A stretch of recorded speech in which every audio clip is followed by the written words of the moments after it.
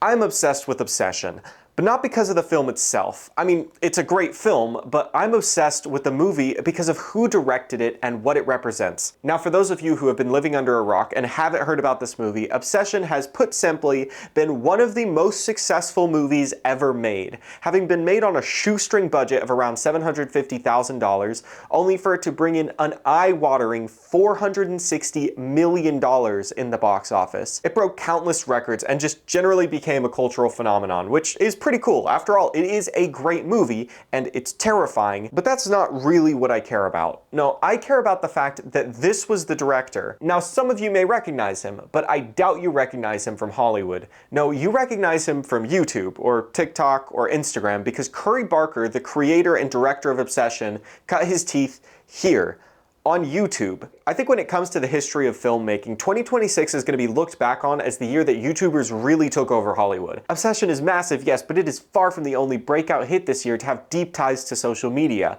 Backrooms, Iron Lung, The Amazing Digital Circus, all of these movies came out this year, and all of them were extremely financially successful. But most importantly, they were deeply entwined with digital culture. But this also isn't the first time YouTubers have tried to make it in Hollywood, and I think to understand what's going on here, it helps to take a look back at what was attempted before this. In other words, let's talk about Fred. Yeah, there's a chance that many of you have never even heard of this movie, partly because there's a chance you weren't even born when it came out, but I was, and I watched it. So I could save you from having to endure the torture. It's not good. Okay, well, maybe if you're like 7 years old, it might be slightly entertaining, but I will tell you what else it was. Financially successful. In fact, it got 2 sequels. And after that, social media in Hollywood started to have more overlap. The Paul brothers, are they social media influencers or Hollywood stars? Smosh gets their own movie. PewDiePie signs on with Disney. YouTubers popping up on film and TV becomes a fairly regular occurrence. And then, boom, lights out.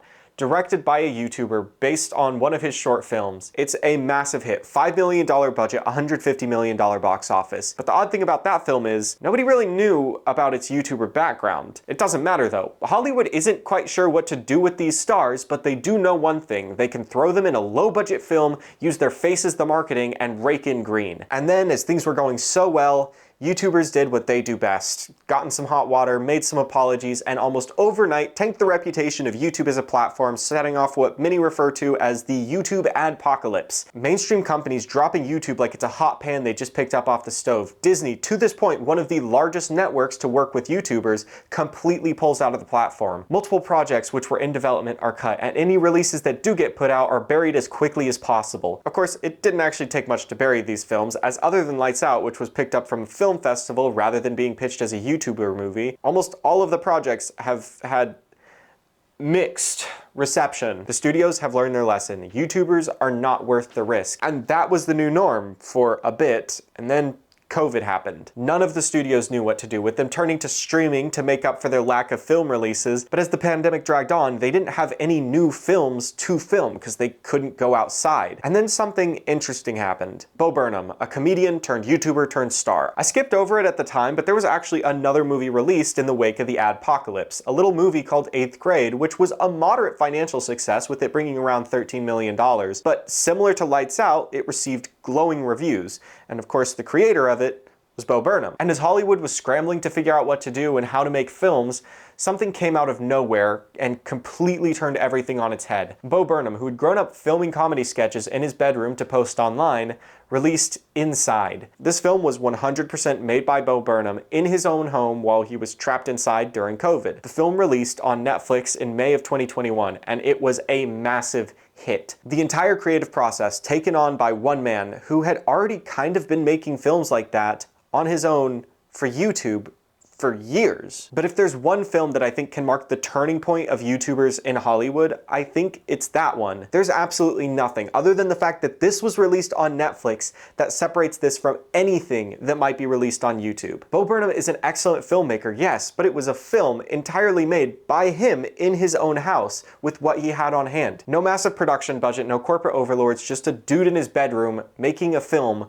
for Netflix. What separates Netflix from YouTube anyways? A couple bucks a month? After that, and following in the footsteps of Lights Out, the YouTube duo Raka Raka decided to make their own film and went the film festival route, with Talk to Me eventually being picked up by A24. The film was a massive success, but the duo behind the film were nowhere to be seen in the movie itself. They'd made the film, but they weren't the face of the film. The film just spoke for itself because it was that good. And then following the success of that film, they made Bring Her Back a few years later, which was yet again a massive success. And then 2026 and over $500 million to various YouTuber films later, the doors are wide open. The difference now is not only are they financially successful films, but they're also just really good films. And that's because Hollywood realized something important. The people they're hiring, the YouTubers they're deciding to work with, they don't need Hollywood. Iron Lung was 100% made outside of the studio system. Not a single dollar came from Hollywood, and yet it reached over $40 million. These creators aren't just actors or movie stars, they're directors, writers, editors. They have to learn the whole process when making their own videos, so they know the whole process when making films. They aren't just coasting by on the fact that they're YouTubers. I think it also matters a ton of what the goal of the movies are. A lot of the first wave of YouTuber movies were just that.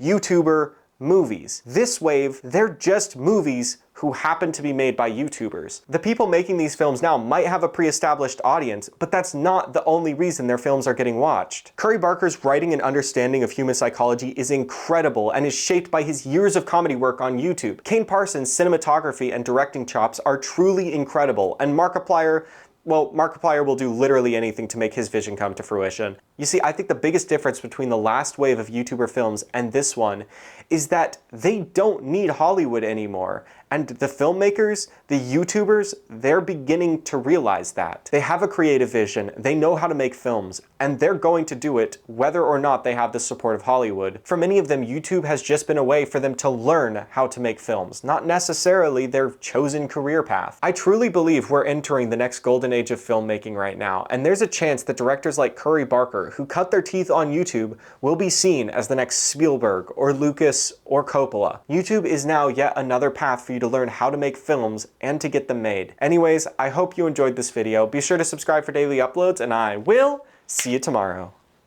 Hi guys, it's Fred. I'm not keeping that in. I'm not keeping that in.